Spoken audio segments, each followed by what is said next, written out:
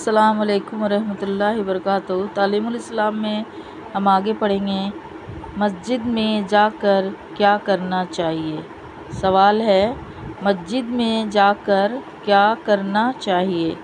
جواب، مسجد میں نماز پڑھیں، قرآن شریف پڑھیں اور کوئی وظیفہ پڑھیں یا ادب سے چپ کا بیٹھا رہیں۔ مسجد میں کھیلنا کودنا، شور مچانا اور دنیا کی باتیں کرنا بری بات ہے۔ اگلا سوال ہے، نماز پڑھنے سے کیا فائدہ ہوتا ہے؟ جواب، نماز پڑھنے میں بہت سے فائدے ہیں، تھوڑے سے فائدے ہم تم کو بتاتے ہیں۔ نمازی آدمی کا بدن اور کپڑے پاک صاف اور ستھرے رہتے ہیں۔ نمازی آدمی سے خدا راضی اور خوش ہوتا ہے۔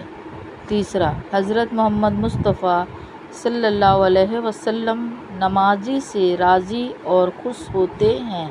چوتھا، نمازی آدمی خدا تعالیٰ کے نزدیک نیک ہوتا ہے۔ پانچواں، نمازی آدمی کی نیک لوگ دنیا میں بھی عزت کرتے ہیں۔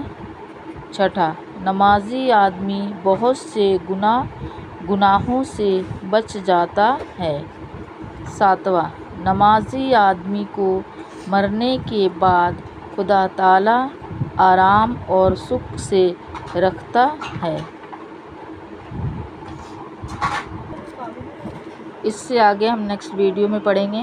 اللہ حافظ۔